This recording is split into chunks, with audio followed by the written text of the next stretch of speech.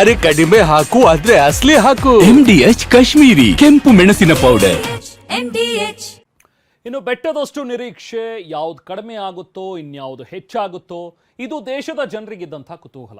ಹಾಗಾದ್ರೆ ಏರಿಕೆ ಆಗಿರೋದೇನು, ಇಳಿಕೆ ಕಂಡಿದ್ದೇನು, ಬಜೆಟ್ನ ಗಾತ್ರದಲ್ಲಿ ಅದರ ಹಂಚಿಕೆ ಹೇಗೆ ಮಾಡಲಾಗಿದೆ, ಇಲ್ಲಿದೆ ನೋಡಿ ಒಂದು ರಿಪೋರ್ಟ್.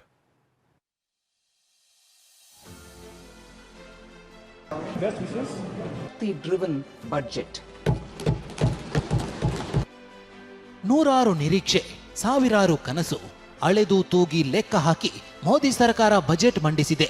ದೊಡ್ಡ ದೊಡ್ಡ ಘೋಷಣೆಗಳ ಮೊರೆ ಹೋಗದೆ, ಜನಸಾಮಾನ್ಯರ ಮೇಲೂ ಹೊರೆ ಹಾಕದೆ, ತೆರಿಗೆ ನೀತಿಯಲ್ಲಿ ಬದಲಾವಣೆಯನ್ನ ತರದೆ ಆಯವ್ಯಯ ಮಂಡಿಸಲಾಗಿದೆ.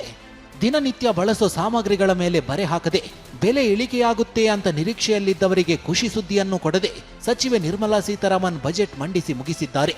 ಹಾಗಾದ್ರೆ ಯಾವುದೆಲ್ಲದರ ಬೆಲೆ ಇಳಿಕೆಯಾಗಿದೆ, ಯಾವುದರ ಬೆಲೆ ಏರಿಕೆಯಾಗಿದೆ, ಪಿನ್ ಟು ಪಿನ್ ತೋರಿಸ್ತೀವಿ ನೋಡಿ.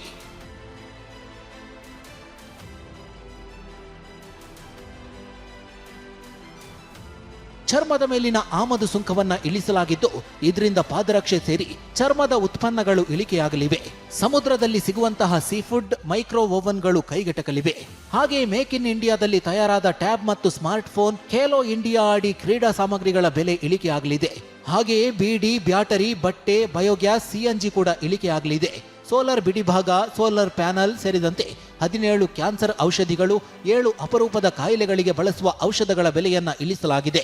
ಹಾಗೆಯೇ ವೈಯಕ್ತಿಕ ಬಳಕೆಗೆ ವಿದೇಶದಿಂದ ಆಮದು ಮಾಡಿಕೊಳ್ಳುವ ಎಲ್ಲ ಸರಕುಗಳ ಮೇಲಿನ ಸುಂಕವನ್ನ 20ರಿಂದ 10ಕ್ಕೆ ಇಳಿಸಲಾಗಿದೆ. ಇನ್ನು ವಿದೇಶಿ ಪ್ರಯಾಣ, ವಿದೇಶಿ ವ್ಯಾಸಂಗದ ವೆಚ್ಚವನ್ನ ತಗ್ಗಿಸಲು ಬಜೆಟ್ನಲ್ಲಿ ಆದ್ಯತೆ ನೀಡಲಾಗಿದೆ.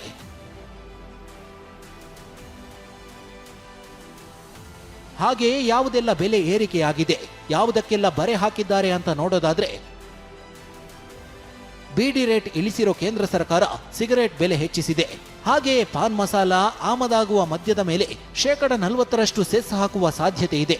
ಇನ್ನು ಲಕ್ಸುರಿ ವಾಚ್, ಖನಿಜ, ಕಬ್ಬಿಣದ ಅದಿರು, ಕಲ್ಲಿದ್ದಲು, ವಿಡಿಯೋ ಗೇಮ್ ಸಾಫ್ಟ್ವೇರ್, ಛತ್ರಿ ಮತ್ತು ಡಿಜಿಟಲ್ ಕ್ಯಾಮೆರಾಗಳ ಬೆಲೆ ಏರಿಕೆ ಆಗಲಿದೆ.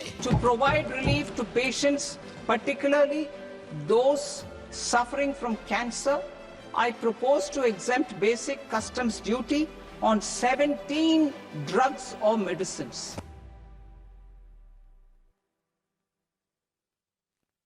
ಹಾಗಾದ್ರೆ 40% ತೆರಿಗೆ ಹಾಕಿದ್ರೆ ಯಾವ ಸಿಗರೇಟ್ ಎಷ್ಟು ಹೆಚ್ಚಾಗಬಹುದು ಅಂತ ಅಂದಾಜಿಸೋದಾದ್ರೆ, ಯಾವುದೇ ಫಿಲ್ಟರ್ ಇಲ್ಲದ 65 ಮಿಲಿಮೀಟರ್ ಉದ್ದದ ಸಿಗರೇಟ್ಗೆ ₹2.5 ಹೆಚ್ಚಳವಾಗುವ ಸಾಧ್ಯತೆ ಇದೆ. ಹಾಗೆ ಸಣ್ಣ ಫಿಲ್ಟರ್ ಇರೋ ಸಿಗರೇಟ್ ₹2.10 ಏರಿಕೆಯಾಗಬಹುದು. 65ರಿಂದ 70 ಮಿಲಿಮೀಟರ್ ಉದ್ದದ ಸಿಗರೇಟ್ಗೆ ₹3.60 ಇಂದ ₹4 ಹೆಚ್ಚಳವಾಗಬಹುದು. 70ರಿಂದ 75 ಮಿಲಿಮೀಟರ್ ಉದ್ದದ ಸಿಗರೇಟ್ ₹5.40 ಹೆಚ್ಚಳವಾಗಬಹುದು. ವಿಶೇಷ ವಿನ್ಯಾಸದ ಸಿಗರೇಟ್ ಕೂಡ ಬರೋಬ್ಬರಿ ₹8.50 ಹೆಚ್ಚಳವಾಗುವ ಸಾಧ್ಯತೆ ಇದೆ.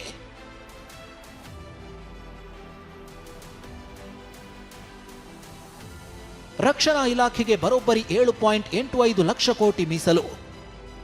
ಇಡೀ ಬಜೆಟ್ನಲ್ಲಿ ಸಿಂಹಪಾಲನ್ನ ರಕ್ಷಣಾ ಇಲಾಖೆಗೆ ನೀಡಲಾಗಿದೆ. ಕಳೆದ ವರ್ಷಕ್ಕಿಂತ ಈ ಬಾರಿ ಹೆಚ್ಚು ಹಣ ಮೀಸಲಿಡಲಾಗಿದೆ.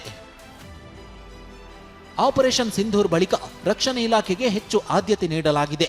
ರಕ್ಷಣಾ ಇಲಾಖೆಗೆ ಬರೋಬ್ಬರಿ 7,85,000 ಕೋಟಿ ರೂಪಾಯಿ ಹಂಚಿಕೆ ಮಾಡಲಾಗಿದೆ.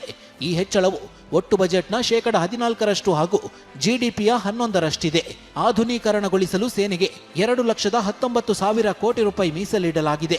ಕಳೆದ ವರ್ಷ 1,80,000 ಕೋಟಿ ರೂಪಾಯಿ ನೀಡಲಾಗಿತ್ತು. ಹಾಗೆ ಯಾವ್ಯಾವ ವಲಯಕ್ಕೆ ಎಷ್ಟು ಹಂಚಿಕೆ ಮಾಡಲಾಗಿದೆ ಅಂತ ನೋಡೋದಾದ್ರೆ, ಬಜೆಟ್ನಲ್ಲಿ ಮೂಲಸೌಕರ್ಯಕ್ಕೂ ಸಿಂಹಪಾಲು ನೀಡಲಾಗಿದೆ. ಸಾರಿಗೆ ವಲಯಕ್ಕೆ 5,98,520 ಕೋಟಿ ರೂಪಾಯಿ ನೀಡಲಾಗಿದೆ. ಗ್ರಾಮೀಣಾಭಿವೃದ್ಧಿ ಇಲಾಖೆಗೆ 2,73,108 ಕೋಟಿ, ಗೃಹ ಇಲಾಖೆಗೆ 2,55,234 ಕೋಟಿ ನೀಡಲಾಗಿದೆ. ಕೃಷಿಗೆ 1,62,671 ಕೋಟಿ, ಶಿಕ್ಷಣಕ್ಕೆ 1,39,289 ಕೋಟಿ ರೂಪಾಯಿ ಹಂಚಲಾಗಿದೆ. ಹಾಗೆಯೇ ಆರೋಗ್ಯ ಮತ್ತು ಇಂಧನಕ್ಕೆ 1 ಲಕ್ಷ ಕೋಟಿಗೂ ಅಧಿಕ ಅನುದಾನ ನೀಡಲಾಗಿದೆ. ಇನ್ನು ನಗರಾಭಿವೃದ್ಧಿಗೆ 85,000 ಕೋಟಿ, ಸಮಾಜ ಕಲ್ಯಾಣ ಇಲಾಖೆಗೆ 62,000 ಕೋಟಿಯನ್ನ ಬಜೆಟ್ನಲ್ಲಿ ಮೀಸಲಿಡಲಾಗಿದೆ.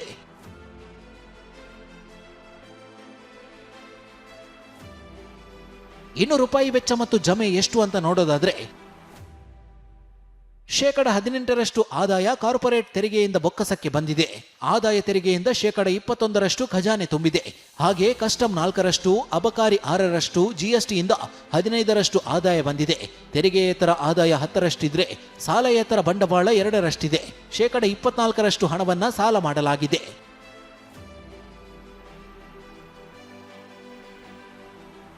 ಈ ಜಮೆಯನ್ನ ಯಾವುದಕ್ಕೆಲ್ಲ ಜಮೆ ಮಾಡಲಾಗಿದೆ ಅಂತ ನೋಡೋದಾದ್ರೆ, ತೆರಿಗೆ ಮತ್ತು ಸುಂಕ ರಾಜ್ಯಗಳಿಗೆ 22% ಹಂಚಿಕೆ ಮಾಡಲಾಗಿದೆ.